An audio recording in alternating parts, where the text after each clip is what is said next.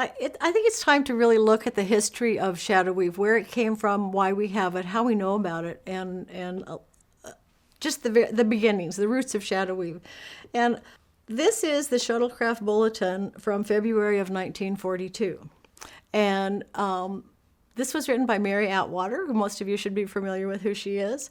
So she's there in Basin, Montana in the dead of winter, and she's trying to think of something very cool for her weavers, her shuttlecraft weavers to do. And she is so inventive. She takes that historical color and weave that we've done forever. She merges that with one part of color and weave, which is the log cabin weave, which has been happening.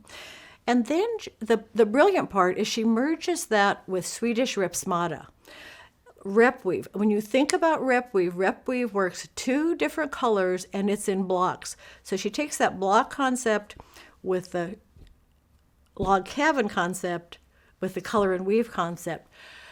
And there in the dead of winter, she merges those three together into this incredible thing that she calls shadow weave. And she introduces it in this issue of the Shuttlecraft Bulletin.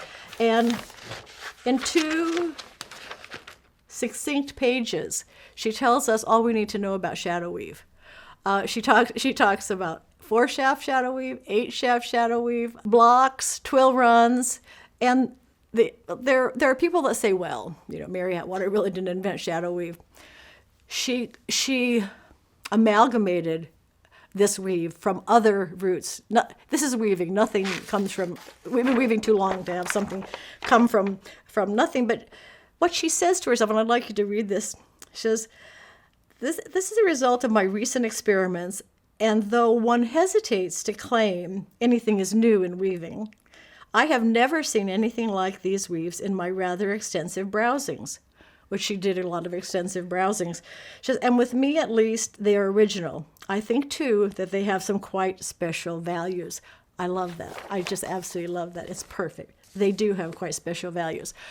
But let me just say, we had 2 pages on shadow weave. That's all we had. I don't know how much shadow weave was being done at that time, but from those 2 pages, I don't know how many people were in the Shuttlecraft Guild, but that was the extent of the literature on shadow weave at that point.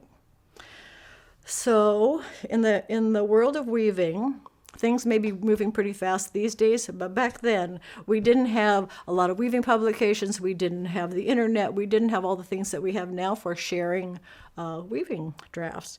So for a long time, that's all we had were those 2 succinct pages on shadow weave. We didn't have much more in the way of literature.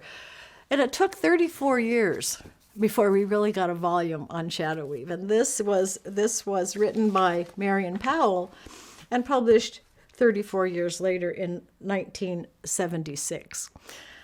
This was a game changer in the world of shadow weave. This is the equivalent of the Marguerite Davison Green book, the Handweaver's Pattern Book, where she has dozens and dozens of weaves that you can do with pictures and different treadlings. This is the same thing. 1,001 patterns, and I haven't counted them, but I trust her. These are on 4-shaft, 6-shaft, and 8-shaft shadow weaves. It has drafts.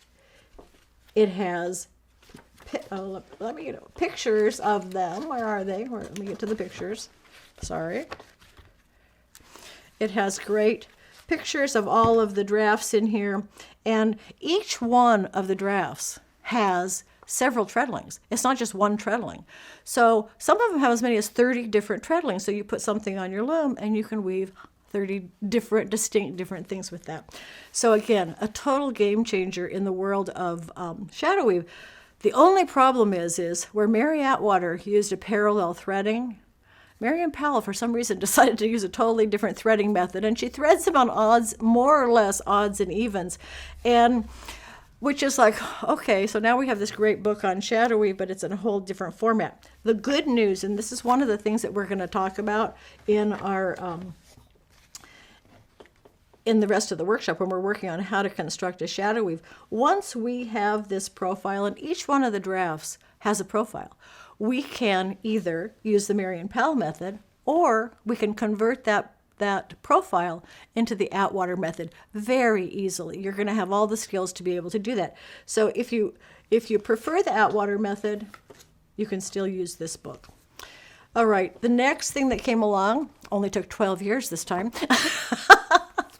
Things did move slowly.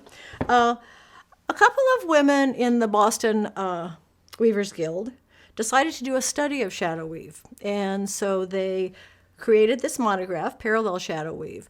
This is one of those things that it wasn't a game changer. It was a whole new look at shadow weave, and it's part of the shadow weave literature, and it has a distinctly different way of threading shadow weave. It uses that parallel method that Mary Atwater used, except for the fact that it doubles the number of shafts you need. So the pattern is on one set of shafts, and the shadow is on another set of shafts, which is not that good, because now a 4-shaft draft is going to take 8 shafts, and an 8-shaft draft will take 16 shafts. So that's the bad news. The good news is, in this particular type of shadow weave, you can weave plain weave, which is not true of the rest of the other 2 methods. You can get something very, very close to plain weave, and the whole thing is based on plain weave. You can't weave just a true plain weave on it. So advantages and disadvantages. This was one of those steps along the way. Finally, in 2020, we have a second volume devoted to shadow weave. And this came out thanks to Susan Kessler Simpson. She wrote this book on shadow weave. This is the Mary Atwater method, which is my favorite method. And the first third of the book does an excellent job of describing shadow weave, how to make shadow weave drafts, how they work, all any number of shafts. So it's really good. And then the last 2/3 are 25 different projects, where each one shows a product, the threads you might use, the draft you might use, and it's really quite nice. It has good color pictures, and it's a really great addition to this whole shadow weave literature that's taken us so long to gain. One, I do have to say, although we only have 2 real books on shadow weave, we have had over the years lots and lots of magazine articles, and several of the handwoven issues have been devoted to shadow weave, where they're basically all shadow weave. There are some that include some shadow weave, and I've just got a few samples here. And this one was from 1998, and it also includes some shadow weave drafts. So there's a lot of resources out there. We just didn't have it in one complete volume, which is a really nice thing to have these days. And I told you earlier that I had been doing a lot of shadow weave. Well, looking at Weavers of 1991, this is one of my 4-shaft drafts that I did, and actually I'm now part of the 4-shaft Hall of Fame. So. I love it. This is a great coat. It was a lot of fun to do, and using a painted warp was a new experience for me, so that was fun.